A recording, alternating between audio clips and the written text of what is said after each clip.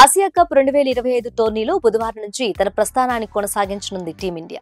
ఆతిథ్య యూహేతో దుబాయ్లోని ఇంటర్నేషనల్ స్టేడియంలో అమీతుమీ తేల్చుకోనుంది. దాదాపు 7 నెలల తర్వాత టీమిండియా ఆడబోతున్న తొలి టీ20 మ్యాచ్ ఇదే కావటం విశేషం. 20 ప్రపంచ ఛాంపియన్ అయిన భారత్ జట్టుకు యూఏఈపై విజయం సాధించడం పెద్ద కష్టం కాకపోవచ్చు. కానీ టీ20లో ఏ జట్టును మరీ తక్కువ అంచనా వేయడానికి వీల్లేదు. ఆసియా కప్ లో డిఫెండింగ్ ఛాంపియన్ గా భారత్ బరిలోకి దిగుతుంది. శుభమన్ గిల్ వైస్ కెప్టెన్ గా ఆడుతున్న ఈ టోర్నీలో అతని రాక కారణంగా టీమిండియా బ్యాటింగ్ లైనప్ లో మార్పులు చేర్పులు చోటు చేసుకోబోతున్నాయి. ఓపెనర్ గా తను ఆడటం కన్ఫర్మ్ కావడంతో సంజు శాంసన్ పెవిలియన్ కు పరిమితం అవ్వక తప్పని పరిస్థితి నెలకొంది. మరో ఓపెనర్ గా యంగ్ అభిషేక్ శర్మ బరిలోకి దిగుతాడు. లెఫ్ట్ అండ్ రైట్ కాంబినేషన్ కావడంతో ఈ జంటకే టీమ్ మేనేజ్మెంట్ మొగ్గు చూపించే అవకాశం ఉంది.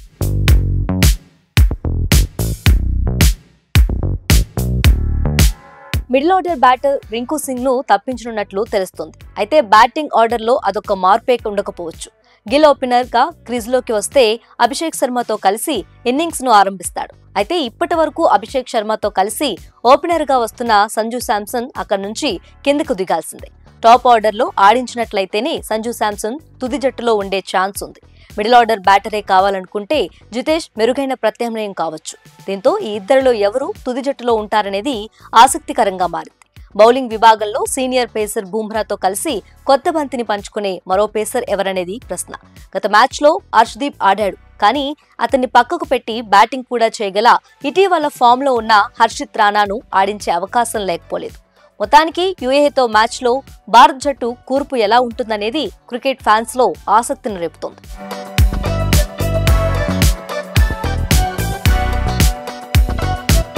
టీ20 ఇంటర్నేషనల్ లో ఇప్పటి వరకు భారత్ యూఏఈ ఒకే ఒక్కసారి తలపడ్డాయి. అది 2016 ఆసియా కప్ లో జరిగింది.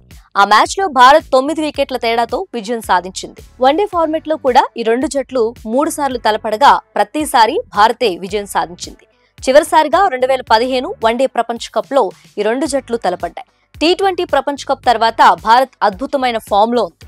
గత 24 మ్యాచ్ల్లో 21 గెలిచి కేవలం 3 మ్యాచ్ల్లో మాత్రమే ఓడిపోయింది. ఈ గణాంకాలు చూస్తే సూర్యకుమార్ యాదవ్ సారథ్యంలోని ఈ జట్టు టైటిల్ గెలవటానికి ఎంత అర్థమైందో తెలుస్తుంది. ఇక పిచ్ విషయానికి వస్తే దుబాయ్ పిచ్ ఎల్లప్పుడూ బ్యాటర్లు బౌలర్లకు సమానంగా అనుకూలిస్తుంది.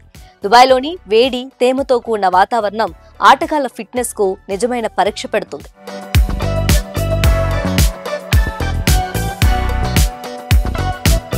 భారత్ జట్లో అభిషేక్ శర్మ, శుభమన్ గిల్, తిలక్ వర్మ, సూర్యకుమార్ యాదవ్, జితేష్ శర్మ, హార్దిక్ పాండ్యా, అక్షర్ పటేల్, హర్షిత్ రాణా, కుల్దీప్ యాదవ్, జస్ప్రీత్ బుమ్రా, వరుణ్ చక్రవర్తి ఉన్నారు. ఇక యూఏఈ జట్లో ముహమ్మద్ వసీం, అలీషన్ షరాపు, రాహుల్ చోప్రా, ఆసిఫ్ ఖాన్, మహమ్మద్ షారూక్, హర్షిత్ కౌశిక్, మహమ్మద్ జోహైబ్, మహమ్మద్ జవాదుల్లా, సాగిర్ ఖాన్, హైదర్ అలీ, జునైద్ సిద్దికి, మహమ్మద్ రోహిద్ ఉన్నారు.